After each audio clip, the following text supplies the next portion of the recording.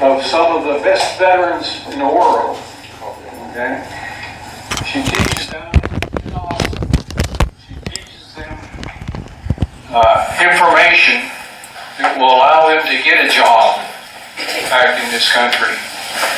And she's dedicated to it and spends a lot of hours at it. She's also dedicated to learning about the truth of our history and of our government. And so she's been working on something here for several years, actually. What, 3 years? 3 years she's been working on what she's about to present to you. And so with that, I'm going to turn it over to Ann Latola, who's going to make this presentation today. Ann, you got it. Thanks, Chris. You got to speak close. If you want, Can everybody hear me all right? If you want to Yes. hold this, Let me you do better. that. Okay, let's do that. Okay. Can everybody hear me now? Yes. All right. So a lot of you already know a lot of what I'm going to talk about, and then what I have done is a deeper dive into what everybody currently knows. And that's what I've been working on for 3 years. And I've been working with numerous different communities online. And my latest community that I've been working with is Gene Keating. And you can find his videos on YouTube. And he is an expert in law and tax law. And so he's found out a lot. I've listened to Patrick Devine. If you all don't know, there is a YouTuber called Radiant Clone who is putting out all of Patrick Devine's stuff. I'm downloading it as quickly as possible, so definitely go out there and download it before they shut down his YouTube channel if they haven't already. I know there was a few YouTube channels that were shut down just a few days ago. Patrick Devine talks about all the courts and how to deal with the 1099. Then I also, I haven't met Anna yet. We missed each other in Lampasas when she was here. But I work with her information as well. And so a lot of what you're seeing today, you probably already know from those groups. Also, Desi Andrews, who's been a guest speaker here as well. She's done a great deal of research on the War Powers Act, she and her son. So a lot of this research that you're going to see has come from others, and you may or may not have been with those groups or aware of those groups. And then some of it is things that I found on my own. The document you're looking at right now, this is something Anna's group found. This is actually a case information record for the federal court. I've noted District 5 since Texas is in District 5. And if you don't know where all those districts came from, they came from the Reconstruction Acts. The Reconstruction Acts were 1866 and 67, and they have not been repealed. So Clinton put out that, he had repealed the Reconstruction Act. No, he repealed a very small portion of one that did not affect anybody. So we are in District 5. District 5 courts, the District 5 courts are happy to say, we're always on the side of the debtor. Okay, but look who the debtor is. So in this court record, and this is Form AO 430. It's on the internet. You can look it up. It's right there. Okay, and this is for the court reporter to say where things happened on the tape. Okay, I put the location for Travis. And their location is Travis, County of Travis, State of Texas, because they're a district. You hear the words district or code, it's military. Okay, a lot of our laws are based on maritime admiralty law. Okay, and what happened when we talk about what happened in 33 through 39 was they took all of the different areas of law and merged them. And that's why we have such a mishmash right now. And you go in and the court pretends to be one kind of court and they rule against you because you brought up maritime law. and they tell you the fringe doesn't mean anything, okay? So then they switch to another type of court if you argue maritime law, and then they switch to a third court, which is ecclesiastical. And so that's what we're going to talk about today. But I wanted you to know that by their own documentation, look here, who is the debtor? What's listed here? Plaintiff and debtor are the same. Government, plaintiff, and debtor are the same. So when those judges happily declare they're on the side of the debtor, they're on the side of the bank. The bank is the debtor. The government is the debtor. Yes, they're on the side of the debtor. They just make you think you're the debtor. You're not the debtor. Look over here. The defendant is the creditor. Now, if you're the defendant, don't they make you feel like you've done something wrong and you're being punished and, you have to go, put your nose in the corner, right? Okay? No, you're the defendant of your accounts. Okay? So that's why they call you defendant. You are defending your estate. You are defending your accounts. That's why you are the creditor. Okay? There's a place for other here. So a lot of people put priority creditor and holder in due course, which is other. Okay? Okay, and so you're going to hear me talk a lot about thumbs. So I've spent many years in IT, and I always say when there's a problem in IT, thumbs are responsible. Okay? Well, who has thumbs? Only people have thumbs. Okay, well, unless you let chimpanzees run around their IT network, but people have thumbs, okay? Thumbs cause all the problems, okay? And I brought these 3 pens out here because I wanted to ask everybody, how do you fight a revolution? What? No, ink. It's all about ink, okay? When you are signing tax documents, you sign them in red ink. The IRS doesn't like it, they'll try to return them. Red ink is for the land. Okay? And when you sign things in red ink, they cannot process them. And we're going to get into the whole processing part of this. If you sign in blue ink, you have signed on the sea. If you sign in purple ink, you have signed in the jurisdiction of the air. Okay? What do everybody who believes that they are divinely elected or divinely chosen, what color ink do they sign in? Purple.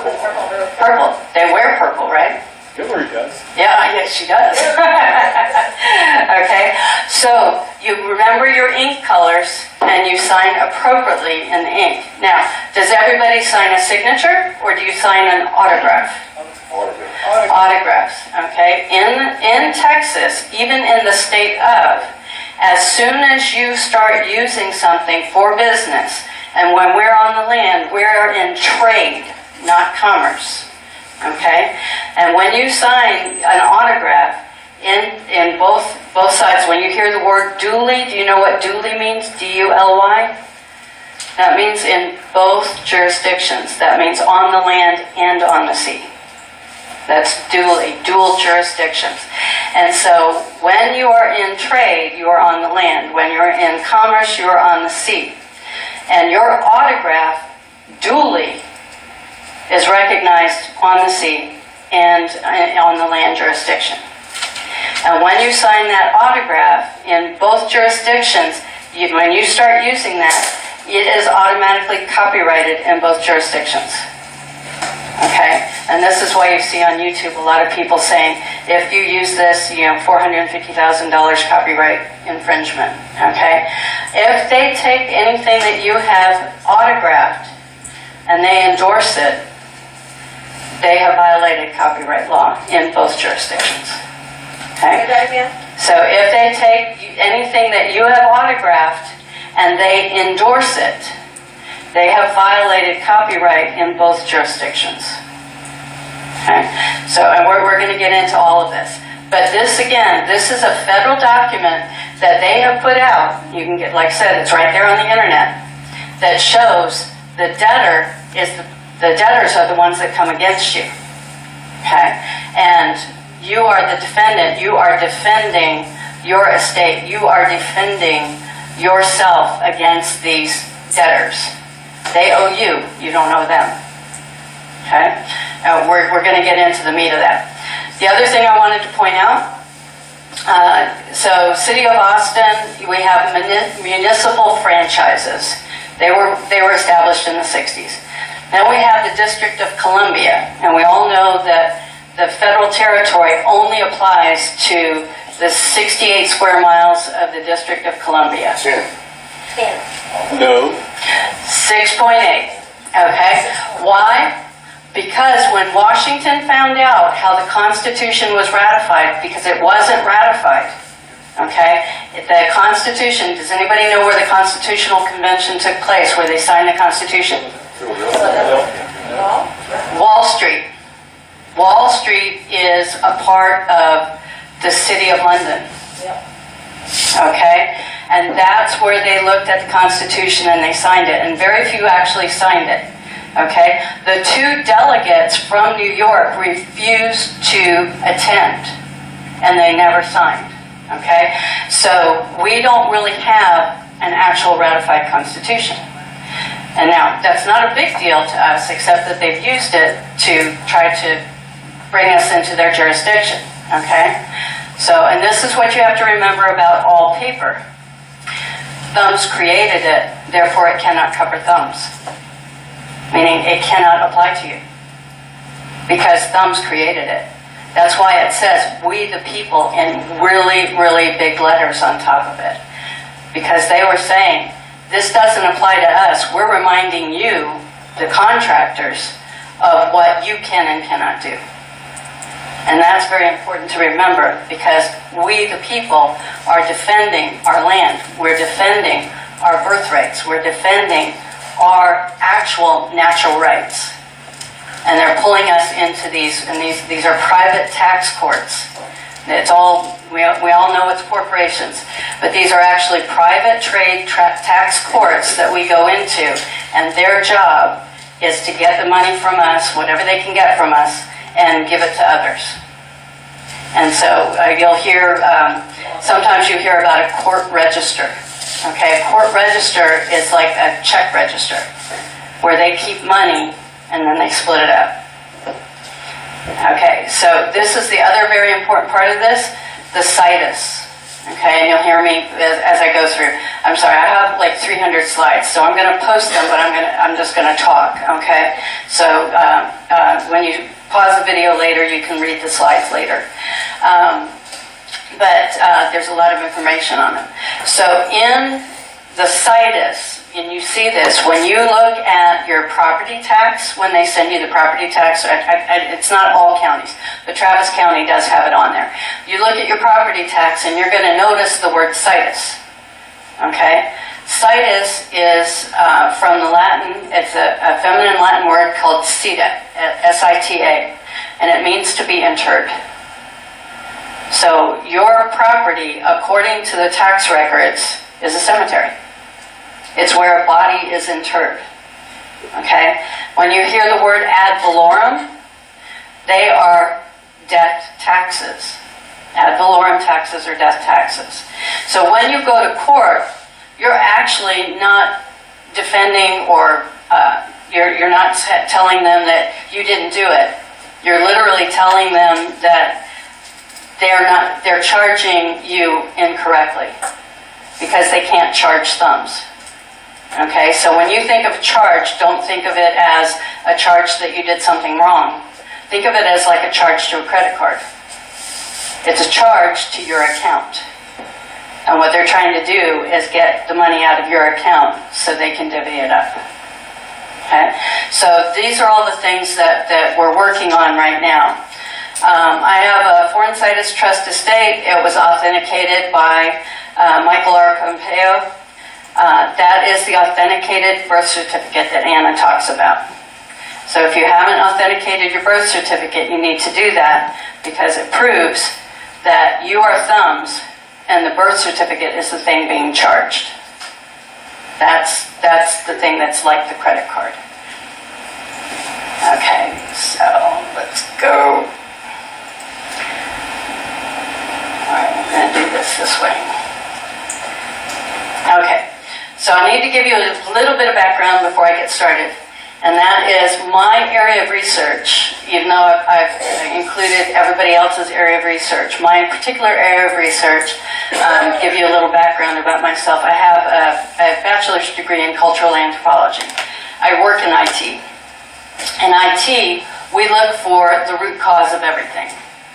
And so in looking for the root cause of why all these things are being done to us, why they feel like they can just drag us off the street, whatever they want to do to us, I was looking for the root cause. How can they do this? And why isn't anybody complaining about it? So what I discovered is that a lot of what we think of as a Catholic Church is actually not Catholics. Okay, so we have Catholic churches where people go and they're great Catholics, same Christians. We have all these churches and all these faiths, and the people are true to the faiths. The problem is the faiths are not true to the people. And this idea of Catholicos, this is a Jesuit idea. And the idea is that they want to spread their religion, their beliefs, throughout the population of the world, like yeast spreads through bread. And that's the definition of Catholicos. So that everybody should practice it, whether they know they're practicing it or not. And that's where all of the corruption has come from. Okay, so Margaret Mead is a hero of mine. She said, "Never doubt that a small group of thoughtful, committed people can change the world. Indeed, it is the only thing that ever has." And here we have a group, small group still, of thoughtful, committed people that want to change the world. And so you have to know that I talk up Republic of Texas in every group I'm in, because you all have done something that no other group has done. You have gone out, you have established yourselves, you have established yourself in the international community, you are practicing an actual government. Okay? All governments make mistakes. It doesn't matter. You're practicing an actual government. Government has always been do it yourself. It's always been DIY. And now that we have something overlaying our country, our actual lands, it's getting harder and harder to be DIY.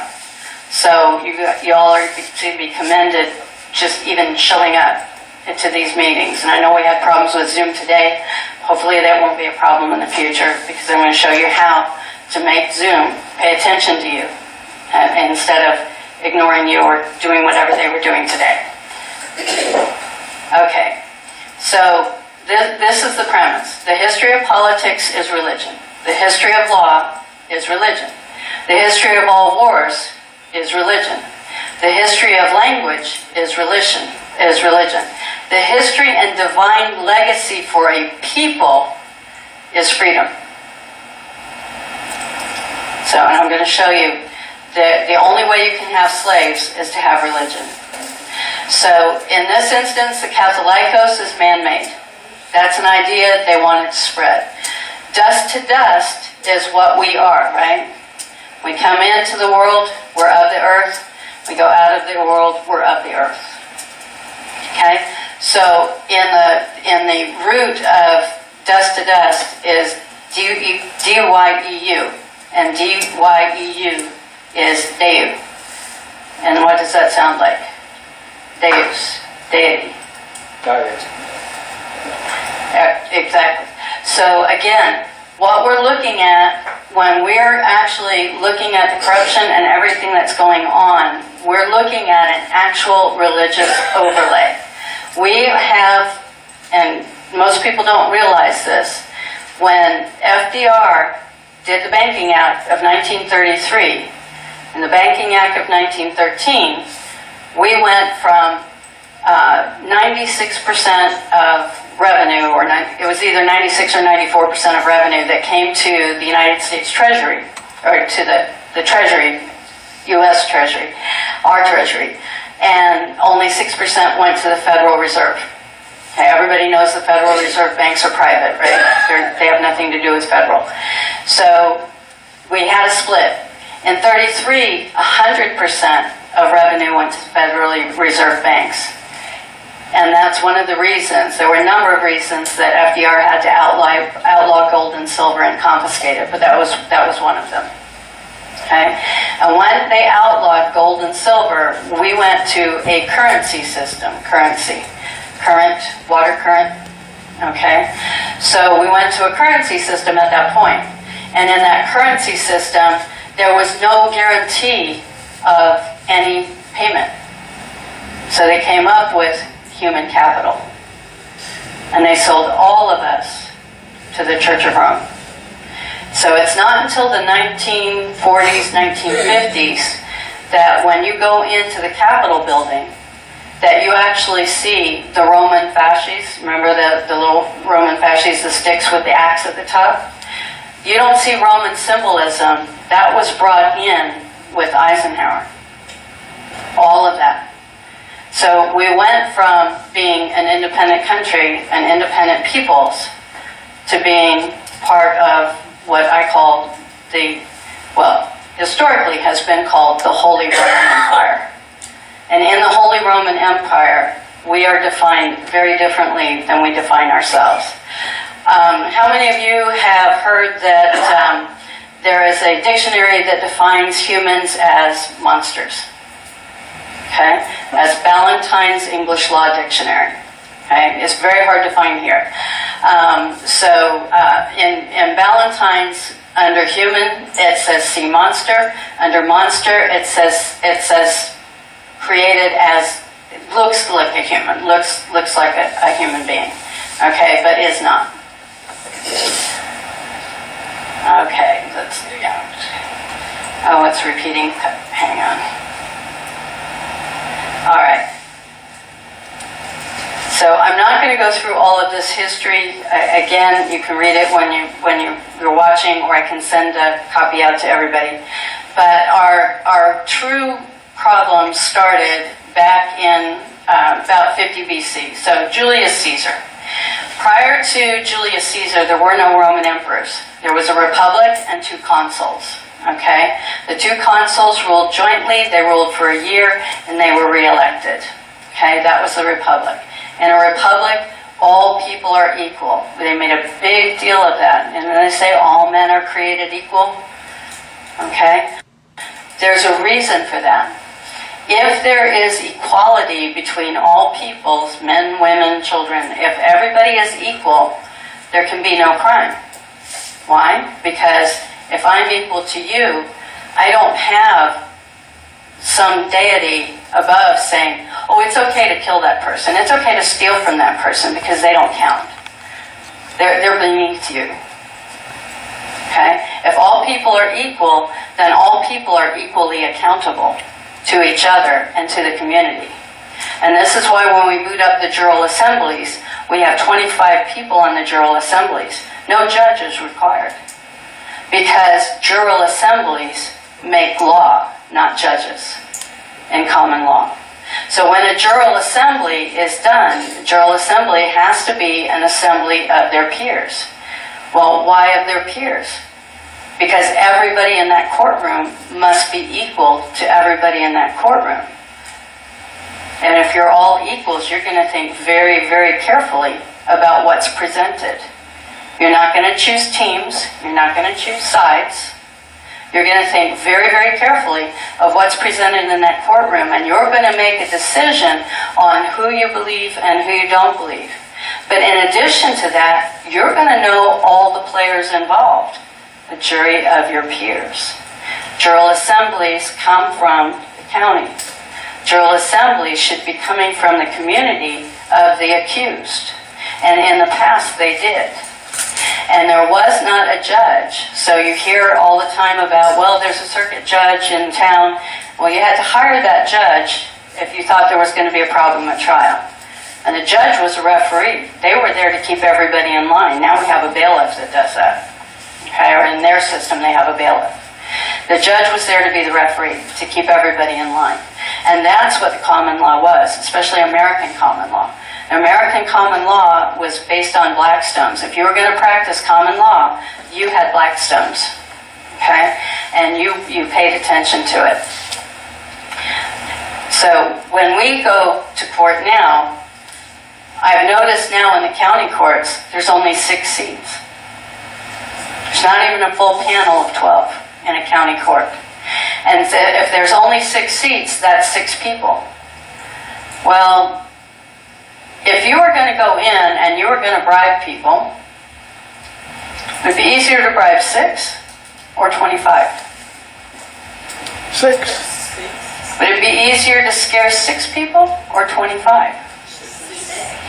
And where does the judge sit in relation to these 6 people? Up here, right? So what has the judge already established? Authority, and that you are not equal to the judge, right? But in a republic, everybody's equal. And again, I say, only in religion can you have slavery. Because religion tells you that there's a higher authority that says that all people are not equal. Some people are more equal than others. And those people define what that equality is. So when somebody in religious authority tells you that you have no authority because this guy over here has more money than you do, they've made something up. They've told you something that may or may not be real. They've told you something that makes sure that you yourself believe that there are people beneath you. How many of you have been confronted by somebody who confronts you because you're not wearing a mask? Okay? Me too. All right? Now, most people have not read the actual order. These people cover themselves 6 ways from Sunday. The actual order has close to a page and a half of exceptions.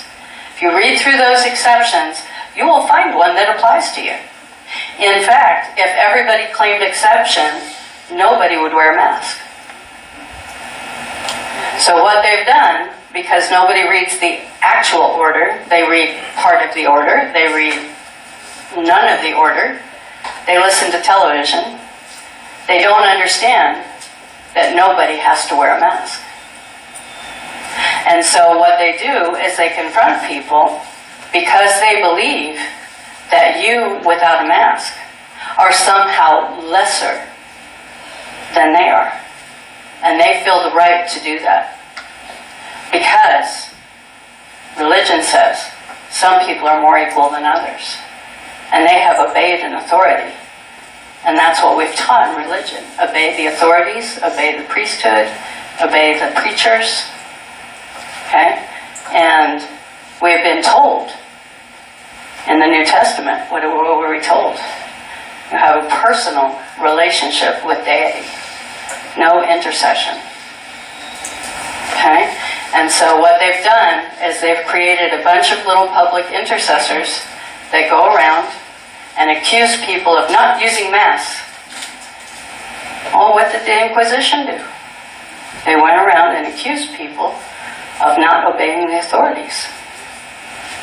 Okay? So again, this is our document.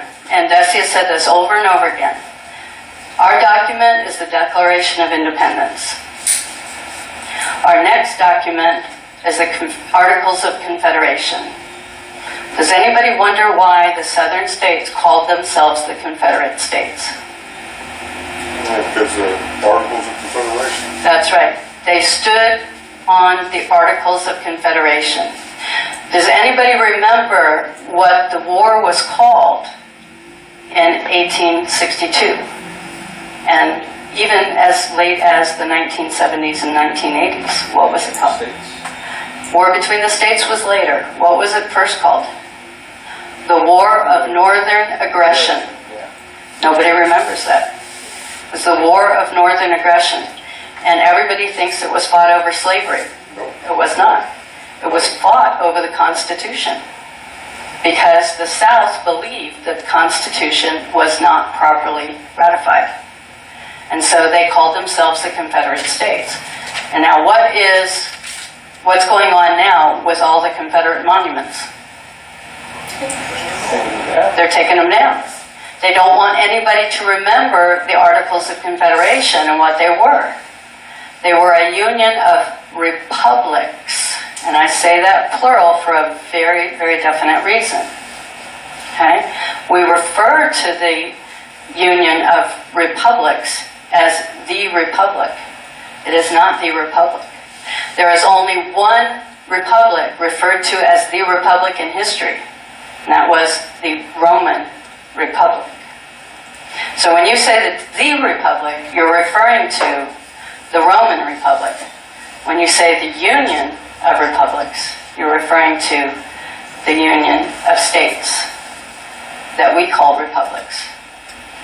So that's what the Declaration of Independence established for us, that we were a union, that we were independent as people, that we created our independence with our own thumbs, signing our own signatures, okay, our own autographs.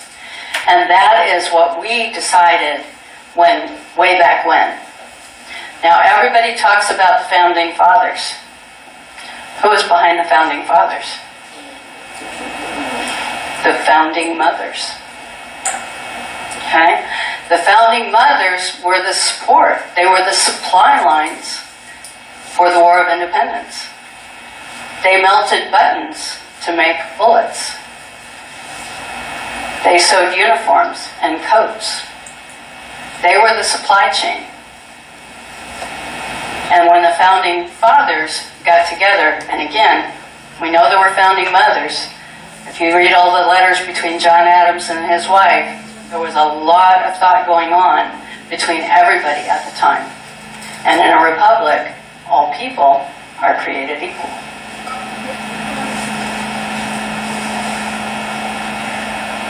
Okay, so we said from the consent of the governed. Are we the governed? Or do we give the consent? We are the governed. We are the governors. I'm not entirely sure that of the governed was the correct word. I'm not entirely sure that men was used.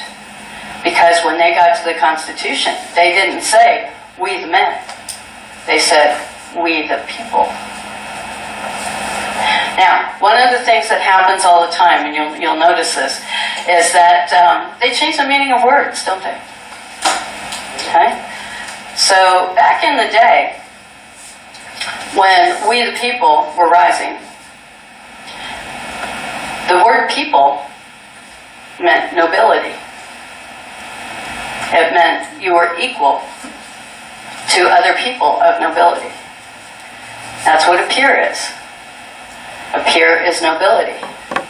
Well, how could they confirm or decide that they were nobility, that they were peers, and they were equals?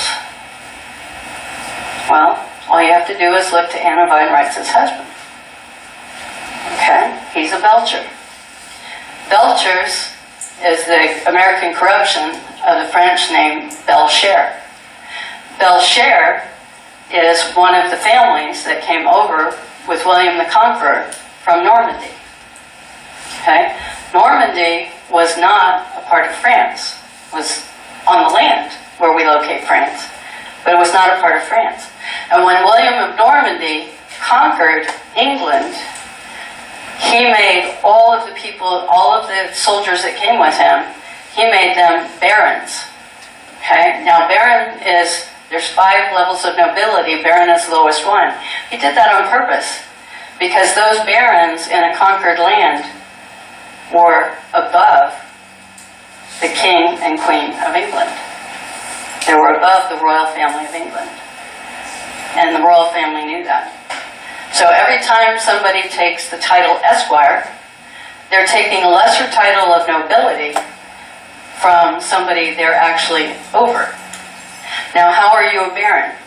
Because Colonel William Belcher, who fought in the War for Independence, conferred his hereditary title on everyone born on the soil, the first 6 inches of dirt, and the land, everything under that 6 inches, the title, the hereditary title of Baron, making all of us equal and all of us peers. That nobody else could come against us. So when England comes against us, in whatever form they come, or when, as I posit, the Holy Roman Empire comes against us, if we're going to play above and below, I'm more equal than you are, we are at the highest level of nobility on the earth right now. All of us, each and every one of us. Okay? And that's what Anna was trying to tell us. And because of that, they are coming at us with a vengeance. And this is why we're seeing all the corruption. This is why we have these farcical elections. They have nothing to do with us. But they're on our land. They're in our republics. They have spread their territory unlawfully over our republics. They have broken treaties.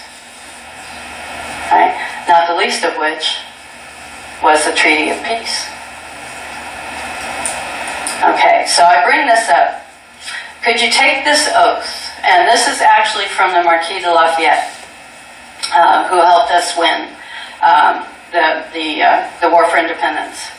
I do acknowledge the United States of America to be free, independent, and sovereign states, and declare that the people thereof owe no allegiance or obedience to George III, King of Great Britain, and I do renounce, refute, and abjure any allegiance or obedience to him, and I do swear or affirm that I will, to the utmost of my power, support, maintain, and defend the said United States against the said King George III, his heirs and successors, and his or their abettors, assistants, and adherents, and will serve the said United States in the office of, he was a Major General, which I now hold, with fidelity, according to the best of my skill and understanding.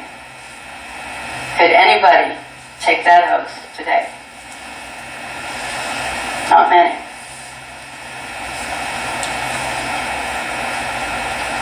Okay, so in 1795, and again, this came from Anna. She and her team found this. It's called Penhallow et al. Versus Doan's Administrators. This was a Supreme Court ruling because the British kept taking American trading vessels as prizes. Okay, now this is 1795. The war's over. Treaty of Peace has been signed, but they're still taking vessels. Okay, and they're claiming prizes. This is a very interesting, I found this case very interesting because Justice Patterson actually gives a living memory account of how the Declaration of Independence was used for the War for Independence. And he goes through and he talks about the states, and he talks about what the rights of the states are as opposed to what the rights of even the federal government is. But also who should prosecute these prizes. And he said some very interesting things. Let's see if I can have that. Okay. Hang on, go back. There we go. All right. So he said, if they professed the immediate question is whether Congress had a right to exercise by themselves, by their committees, or by any regular court of appeals by them erected, an appellate jurisdiction to affirm or reverse a sentence of a state court of admiralty in a question of prize or no prize. If they profess such an authority, it must be derivative and its source, either immediately or immediately, the will of the people. Usurpation can give no right. It was the will of the people, and then the will of the people of the states that gave the authority to Congress. Congress can give itself no authority. Congress cannot expand its own powers. Okay, so the War of 1812 is incredibly important because that's when the British came in and burned down Washington. They burned down all of the papers. They burned everything they could find that proved anything that had happened in the War for Independence and thereafter actually occurred.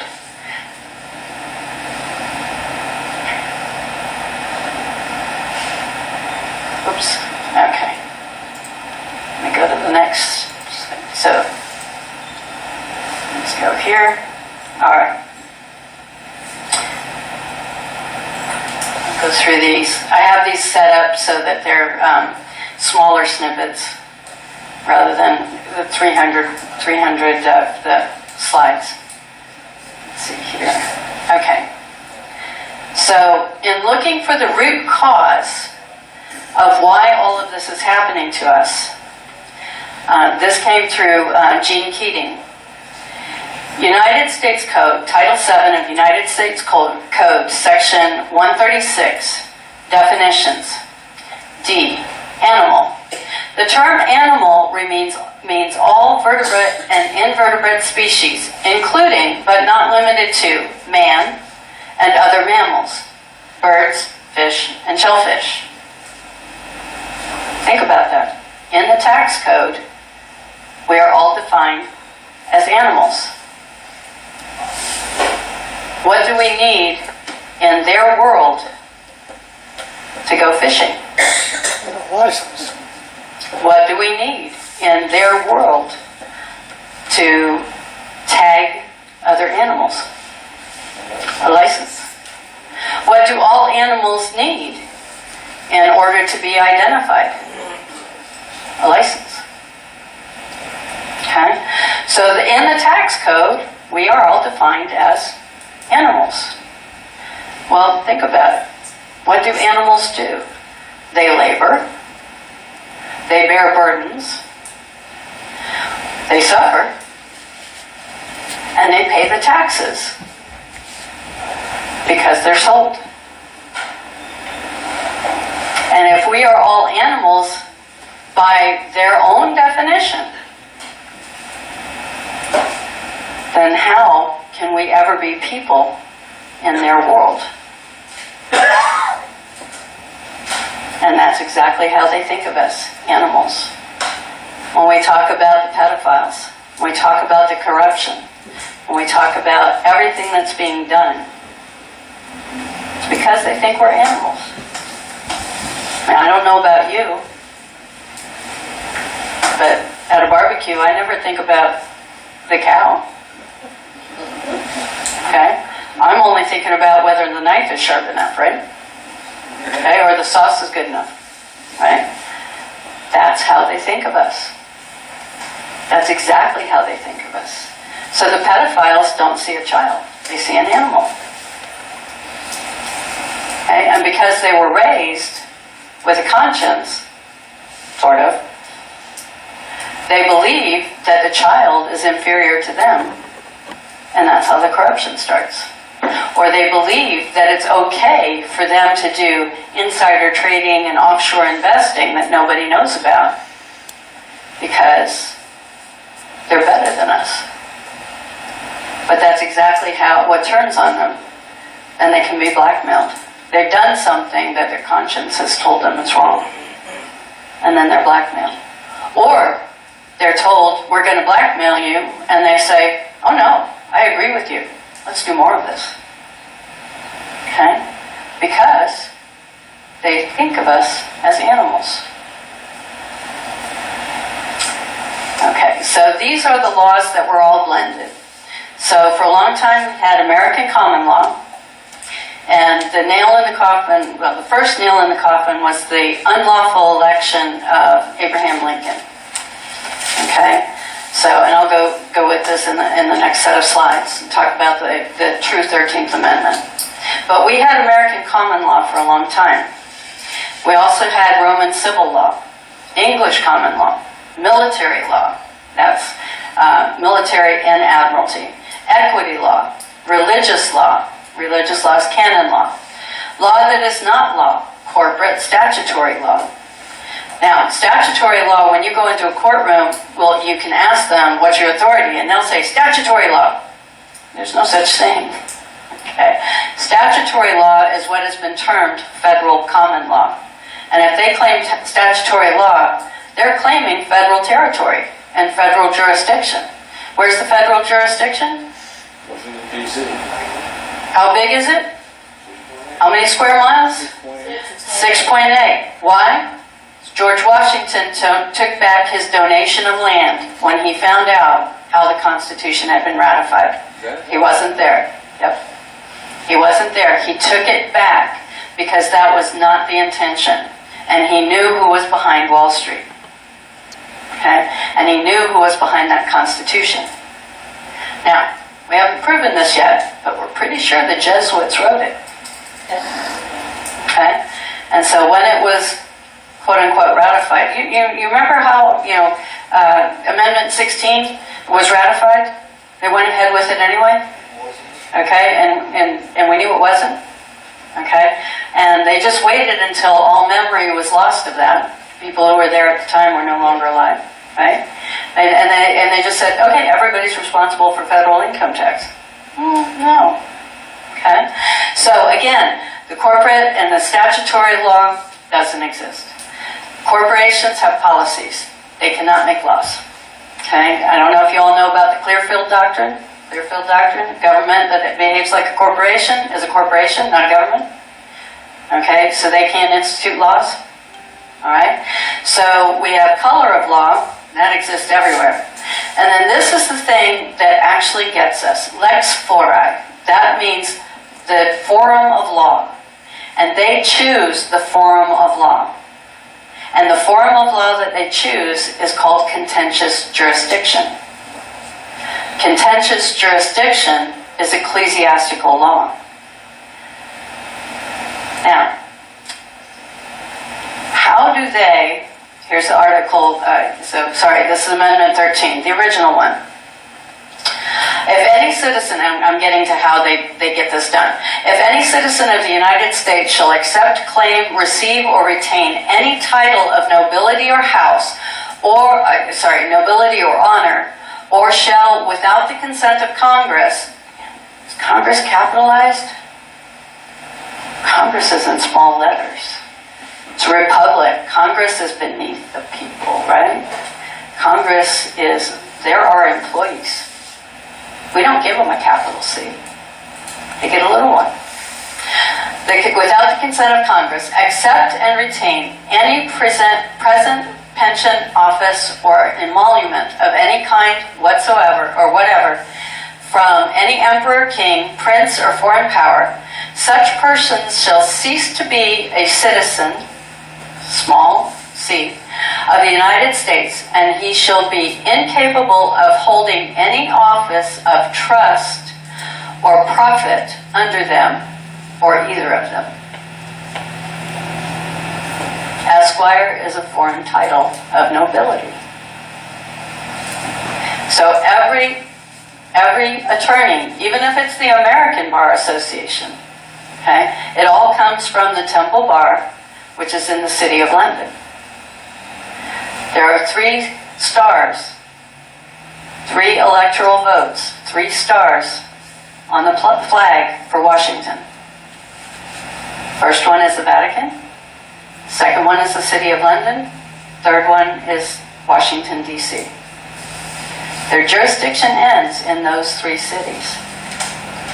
They have tried to take over the world. Remains to be seen if they succeed. Okay. I wanted to point this out. Okay. So,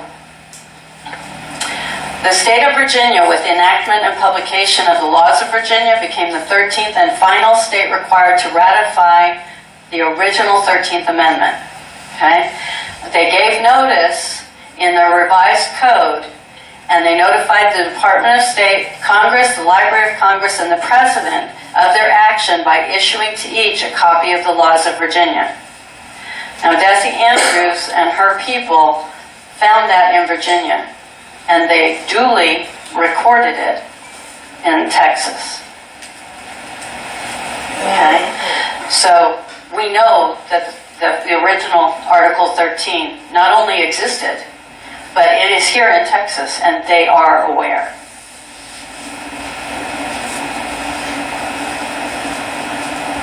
Okay. All right. So this is its original form in publications that occurred in the 1800s. This is from the True Republican in 1841. And back in the day, our vets are hard pressed now, but back in the day, a vet didn't get anything at the end of his service. And so he wrote pamphlets, or his family wrote pamphlets for him. And they sold the pamphlets to people who wanted to support the vets so that they could get medical care, or if they had lost a limb or were otherwise injured, that they could actually get some kind of care and survive. Food, shelter. That's how vets were supported back in the day. Okay? It was a tough, tough life. So when those vets went to war, they believed. They knew they were doing something, just like our vets today. They know what they're doing. They know the sacrifices they may have to make, and they make them. Here's another one from 1845. This is from the Whig Almanac. And again, the original 13th Amendment was never repealed.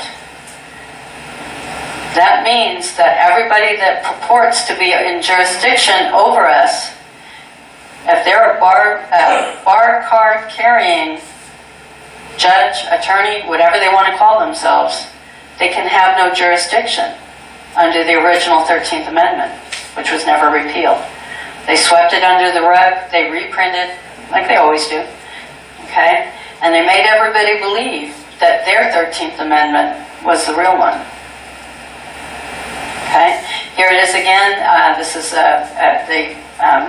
I pulled this out because it was so small, but it's here in the Whig Almanac on page 25.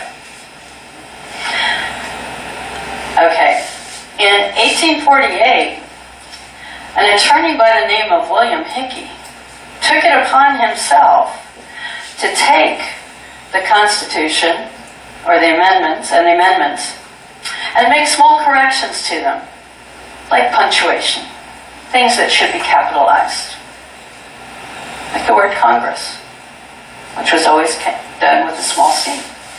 And he made these, and Congress accepted these changes. There was no constitutional convention. There was no by your leave to any of the states. He just simply changed things. And the reason you can tell that he changed things and changed meanings in the Constitution is that if you follow correct grammar, if you read it one way, it's for the people. If you read it his way, it's for the federal government. And that's how you can tell. So he put in a little bit different. Consent of Congress with a capital C. And let's see, did we have Emperor, King, Prince, foreign power? Okay, and incapable of holding. So it's kind of close,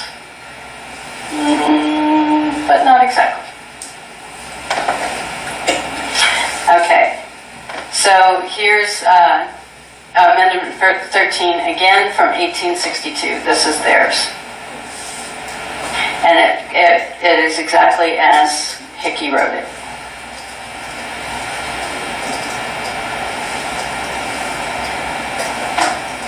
Okay. I just wanted to give a bunch of different, to show you the different ones. Okay, now, they say the original Amendment 13 is oh my gosh, it's fake history. It never existed. And yet we find it in the 1800s. We find it even up to the 1930s in the back of municipal code books. All right. So it had to disappear because after the Civil War, the war between the states, the War of Northern Aggression, because the North won, what happened to the South? Does anybody remember that history? They sent the generals in to rule the military districts. And the generals went in, and it was basically slash and burn. Then you had the carpetbaggers come in behind them. And a lot of people grabbed a lot of property and land that didn't belong to them.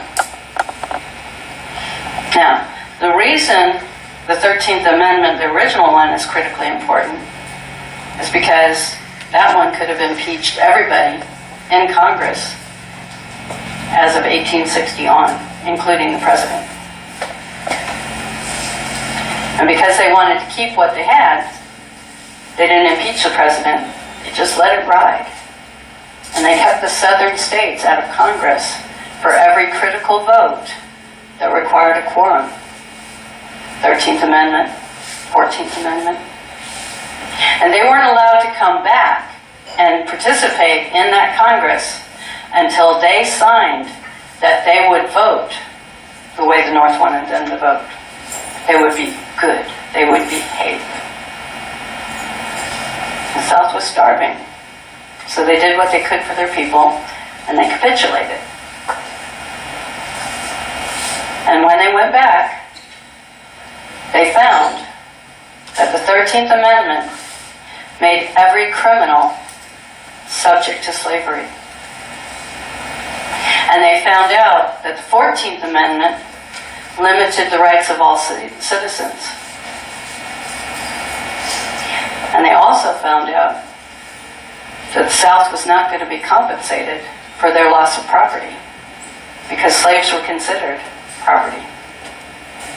They said they were going to compensate them, but they didn't. So anybody who's a descendant of a slave is still property. And if they're a criminal, they can still be slaves. Does anybody know what the prison population distribution is? We have 18% population African Americans, Black Americans, and nearly 50% of the prison population African Americans, Black Americans. They're not criminals. They're slaves. If you've been in court accused of a crime, you're a criminal. You're a slave. But they did one better. In 1917, they created the Trading with the Enemies Act. Right? And if you trade with the enemy, you're a criminal and you're a slave. Well, which enemy were they talking about?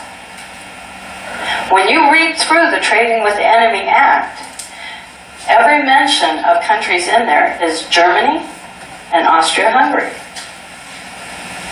Where did the Holy Roman Empire get first recognized? Austria-Hungary. So, if we're American nationals on American soil and land, and we're trading with the Holy Roman Empire, we're trading with the enemy. And we're all criminals under their 13th Amendment. And under their 14th Amendment, they'll allow us certain rights. And they enumerate those rights that they will allow us.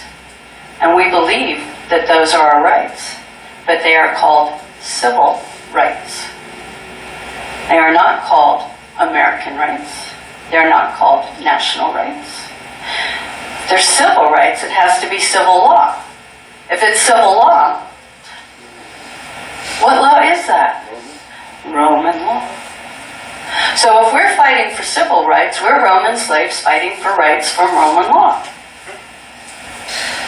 But we're not Roman. So who's Roman? And how did they get that way? And how is it that they presume that we're Roman?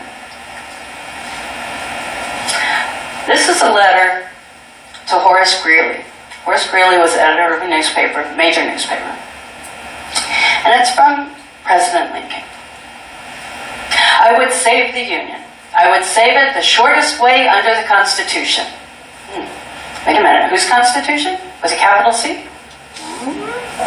The sooner the national authority can be restored, the nearer the Union will be the Union as it was. If there be those who would not save the Union unless they could at the same time save slavery, I do not agree with them. If there be those who would not save the Union unless they could at the same time destroy slavery, I do not agree with them. My paramount object in this struggle is to save the Union, and is not either to save or to destroy slavery. If I could save the Union without freeing any slave, I would do it. And if I could save the Union by freeing all the slaves, I would do it. And if I could save it by freeing some and leaving others alone, I would also do that. What I do about slavery and the colored race, I do because I believe it helps to save the Union. And what I forbear because I do not believe it would help to save the Union. I shall do less whenever I shall believe what I am doing hurts the cause, and I shall do more whenever I shall believe doing more will help the cause. I shall try to correct errors when shown to be errors, and I shall adopt new views so fast as they shall appear to be true views. I have here stated my purpose according to my view of official duty, and I intend no modification of my oft expressed personal wish that all men everywhere could be free. Those are the words of Abraham Lincoln. He was not about slavery. It was about the Union coming back together. And he said official duty. Whose office? Who did he answer to, really? The Romans. The Romans. He was their first installed Roman provincial. He was the first Roman governor of our soil and land.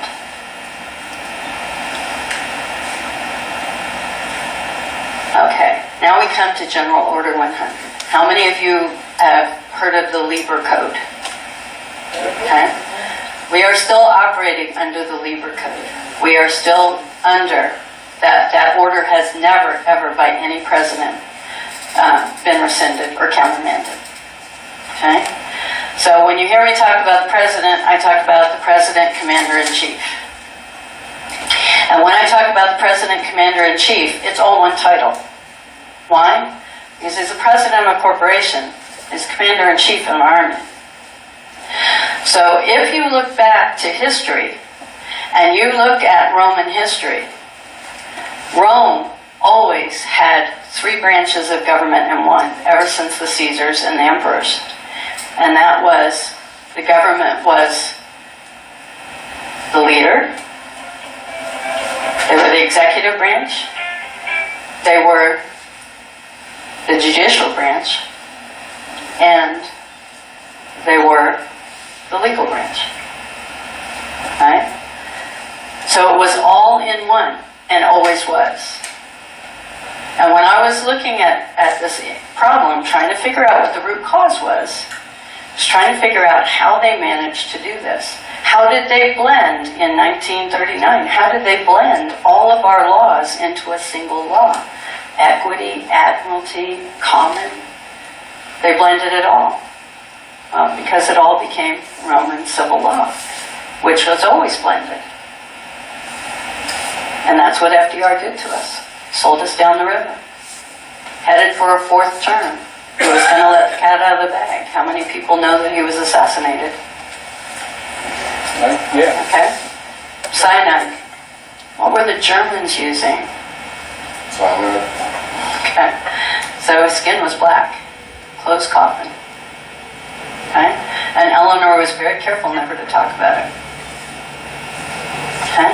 So again, what we're looking at, and this is what I call them, now I don't know that they call them this themselves, but it looks like they are the Imperial Rome Fides Cultus Deorum. Okay? And that means the cult of deities under Fides. Now Fides, back in Roman times, in the Roman Republic times, she was a virtue. One of their virtues. You should be loyal, you should be honest, you should be ethical in contracts. What do we always talk about in the courts? They are contracts.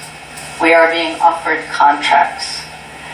Are they being honest and ethical about the contracts they offer us?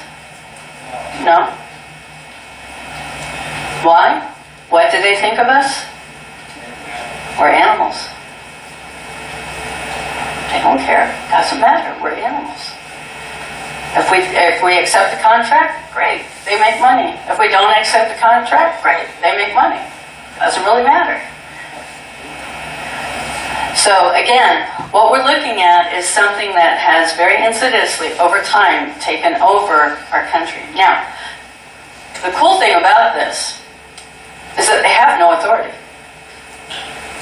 except what we give them. That's why it says the consent of the governed. Right? And it's there.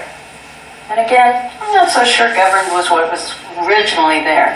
Does anybody know what the number one product the Library of Congress buys from China?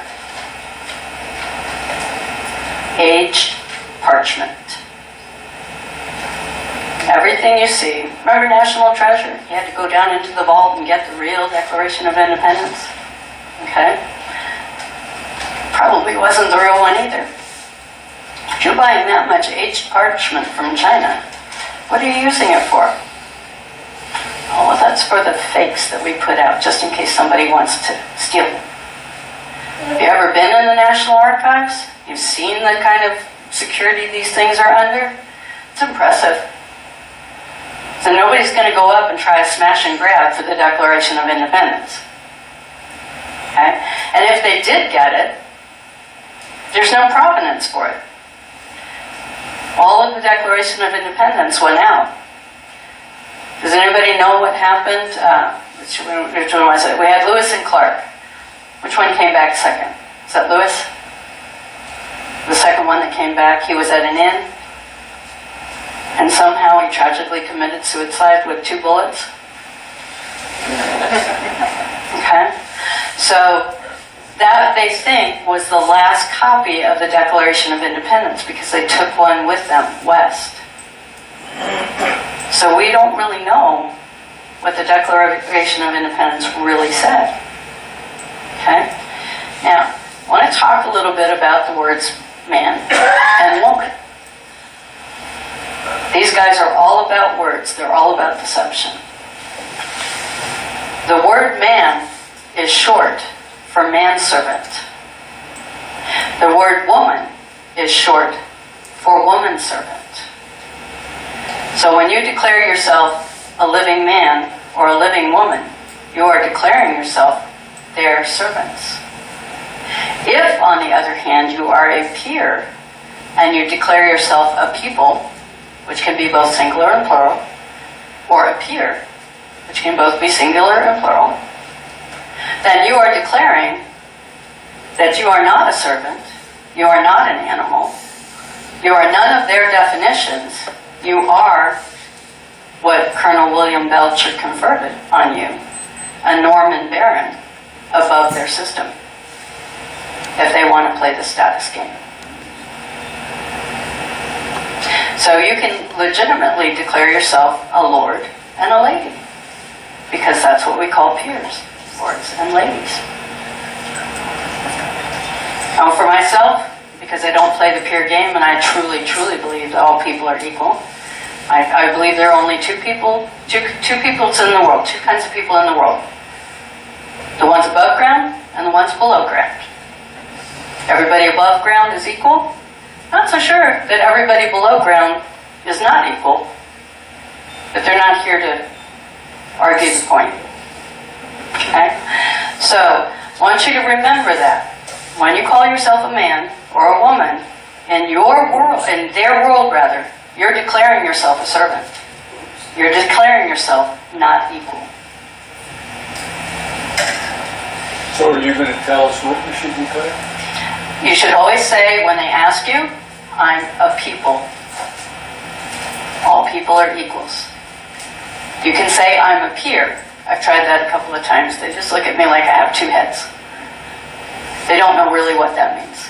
But when I say I'm a people, they go, oh, you mean you're human? No, I'm a people. You mean you're a woman? No, I'm a people. Well, people is plural. No, I'm a people. Go look it up. And that's why they used in big, big letters at the top of the Constitution, we the people. It was notification to everyone that thumbs created it, thumbs would be forever over it, and thumbs would never be under it. I have yet to see any paper lift itself off of any surface and cover somebody with thumbs. Okay? So remember that. We don't argue that we're under the Constitution. We argue that they are under the Constitution. It is their notice of what they can and cannot. I'd like to say something. You don't argue. You just simply state the fact. You're accepting the contract that binds them, and you're holding them to it. There's no argument here. There's no need to argue. It's foolish and it's frivolous to argue. Does a king argue when he wants something done? No, he does not argue. He simply says, it is my wish to have this moat built. Do you think people stand around with their thumb up their bum, waiting to see the heads roll? Heck no, because his wish is a polite way of saying, get this shit done. All right?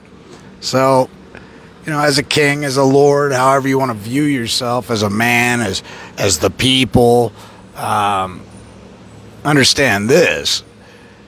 If you want to be treated like the boss, you got to start acting like the boss, all right? And if you don't start taking control over things and putting your notices on, filing them on record and serving notice upon these people that are acting under titles and using false and fictitious names to lord over you under a creature of man's a creature created by man's imagination. You know, the state of confusion is only a manifestation within man's mind. It's not a manifestation within the squirrel's mind. All he wants to do is get a nut. And hell, even a blind squirrel finds one once in a while. So, in the same aspect of comprehending how the Constitution is a contract and it binds these people. After all, they allegedly took an oath, but that oath was not the correct, proper oath. But you could still bind them to the original contract. You have to put them on notice. You invoke the Sixth Amendment. The Sixth Amendment doesn't confer you any rights or coffer you any rights. It just simply puts into perspective these rights that are unalienable, that need not even really be spoken, yet we feel the need to write them down in case the generations after the construct of this document should ever fall into a stupor and allow themselves to be enslaved by corporations and figments of man's imagination. So with that, I'll digress. Not to. Anything outside that notice is their liability, not ours.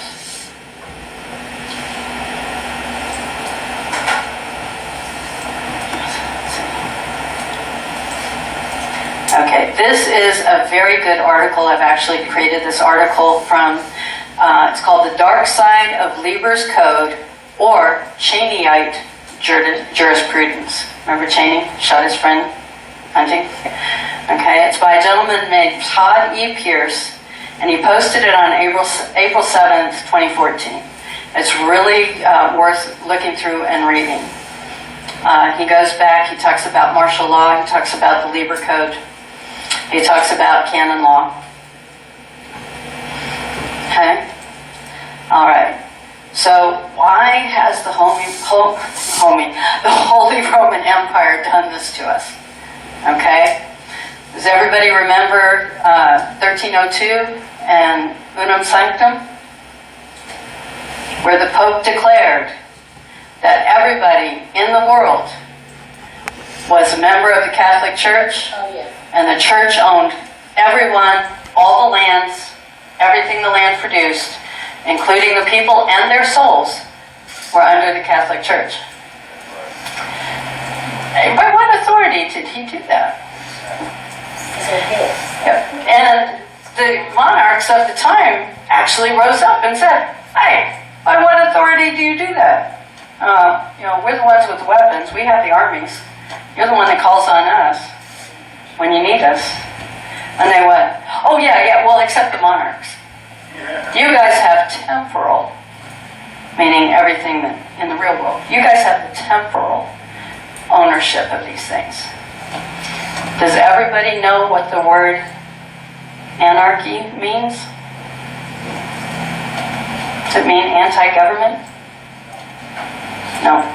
It means anti-monarchy. That's why they outlawed the word anarchy. Because who can be a monarch? Well, Anarchy is not the belief of lack of government, but more in the belief of self-governance.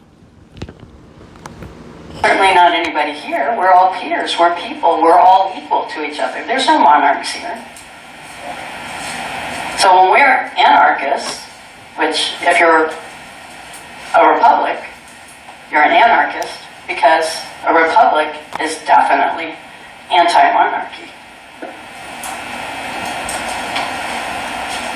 Okay, so when they say subject to the jurisdiction in the 14th Amendment, what does the word subject mean? Under. Subject to. Well, what do monarchs have? Do they have people? They have subjects.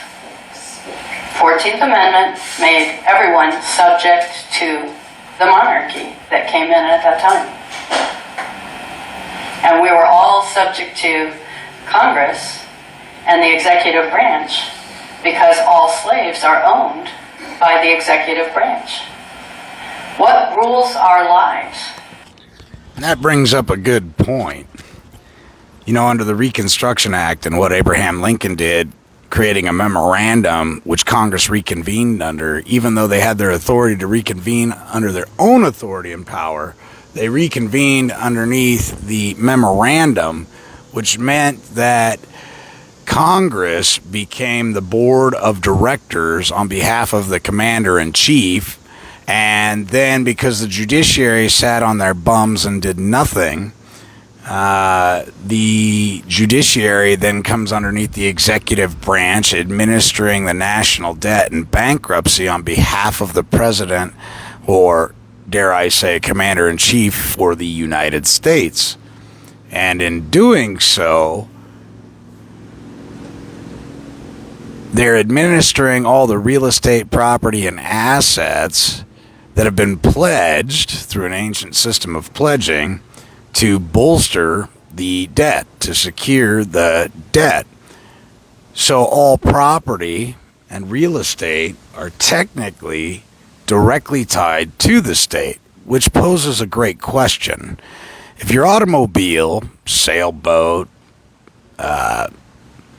home is all property of the state, then doesn't the state have a fiduciary relationship with its tenants to replace the water heaters, the AC and heating and cooling system, the oil, the tires, the belts, the hoses, the sprinkler systems? I mean, if we really start to break it down analytically and look at it and go, fine, all property is vested in the state, and we agree with that. Now foot the damn bill, you lazy bastards, and take care of this real estate and property that we're maintaining. Not only that, but pay us for maintaining your property, right? I mean, after all, I put the new roof on, and now you owe me because I'm just a tenant on that warranty deed, which means I'm not an owner. And if I'm not an owner and I'm paying rent in the form of taxation, property taxes, so be it. But when the heater goes out, you fix it, not me. Your principal corporation fixes it if all property is vested within your corporation to as assets for the bankruptcy. Is that starting to make sense to you guys? I mean, Title 18, subsection 8 starts to make a lot more sense when you open your mind and start to look at the reality of what was actually done. Now, Abraham Lincoln wasn't that bad of a guy. Because of the Treaty of Trent, he had to, under Article 10, he had to free the slaves. Otherwise, he fell into international dishonor, and he couldn't do that. So he freed the slaves. But an important part of understanding slavery is understanding when and why the first birth certificate was ever created. And it was actually manifested into existence because one man believed he owned another man, and in order to sell that man as property, he had to have a title to that man. And that's how the birth certificate came along. So when you listen to Colonel Mandel House's speech that he gave to Woodrow Wilson about very soon, the American people will foolishly and facetiously pledge their biological property in an ancient system of pledging. After all, that's the only way of financing a government, all right, by the energy of the people. Then you've got the Federal Reserve Note, which is really military script, and Franklin Delano Roosevelt said it best in one of his speeches: can't pay a debt with a debt. And a Federal Reserve Note is an instrument of debt. So how do you pay the debt? There's only one way to do it. House Joint Resolution 192, which was repealed, but said clear as day, that the only way to settle a debt was to offset and discharge that debt, period. Title 18, subsection 8 starts to make a lot more sense when you realize that it's the obligation of the United States, because we are investors and we have interest in said real estate property and assets. It's just a huge trust, ladies and gentlemen. And you got to carve your piece of the pie out. Show where you have an interest and why and how. So when you start to look at the creation of the estate, which is done by the chief probate officer of every state, which is in fact creating an estate, because you can't have a trust. A trust cannot be manifested into existence absent an estate. You have to have an estate in order to manifest a trust. Then you see the trust needs some type of accounting, doesn't it? So here comes the IMF creating the Social Security Administration. The IMF actually issues the Social Security account number, and then the IMF delegates the authority of administration to the Social Security Administration. And the Social Security Administration, there are forms within there so you can change the status of your person. Okay? The person is going to be the Social Security card number identifier. The other person is going to be the birth certificate identifier. So that makes you the bailor of the bailee, which is the United States. So you put the Secretary of the United States on notice that you're the bailor for giving them of their debt, and under Articles of Surrender, under Law of Nations, subsection 192, and I don't believe it's called Articles of Surrender, but it tells you in part that you have to create Articles of Surrender in order to have the debtor pay the debts. You have to forgive them of their debts. It's biblical, ladies and gentlemen. It's in the Bible. It's in the Lord's Prayer, as a matter of fact. And there's where the power in the Lord's Prayer comes. Accept and acknowledge it. From the grantor as grantee, accept and acknowledge it. And put it on the record. And let these people know that we are aware of the trust that has been manifested for our benefit. After all, that's why Jesus Christ was strung up on a cross. So, when you start to understand it at a higher level, it makes it a lot easier to navigate these tricky, treacherous waters. Everything that has been manifested was in fact manifested for your benefit. It's a matter of you utilizing the system properly and learning how to navigate it. The laws that Congress makes, or the regulation and code from the Department of Commerce, the Department of the Interior that takes our land, the Department of Justice, which is a misnomer because there isn't any. She's mistaken when she says the Department of Interior takes our land. Nobody has taken the land, okay? Ladies and gentlemen, land can only be granted. It cannot be bought. It cannot be sold. It can only be granted. And it's already been granted by the grantor, which is the Heavenly Father, to we as man and woman, we have dominion over the land, air, and water, ladies and gentlemen. He who creates is master, and only he who creates can delegate who has the authority and why. And it's laid out perfectly in Genesis. Okay? All of those cabinet departments, all of the alphabet soup, CIA, FBI, IRS, both of them, there's two. Okay? All of that. We're subject to all of that. Not because there were laws made by Congress, which was the only thing that we authorized in those 19 enumerated situations. We are governed by all of them. When you get stopped by the police, is that a law that Congress made? Is that a law that the Texas Congress made? Pretty sure I never saw that. You know, you need a license to drive a horse and buggy back in the old days, right? 1836 Constitution didn't say that. Right? So we're not under congressional laws. We're under everything from the executives. Why? Because Trump, good or bad, is Farmer John. And he gets to say which animals get executed and which animals get saved. And he's extended that power, or the power was extended, to his cabinet and all of those departments. We're up to 15 departments now.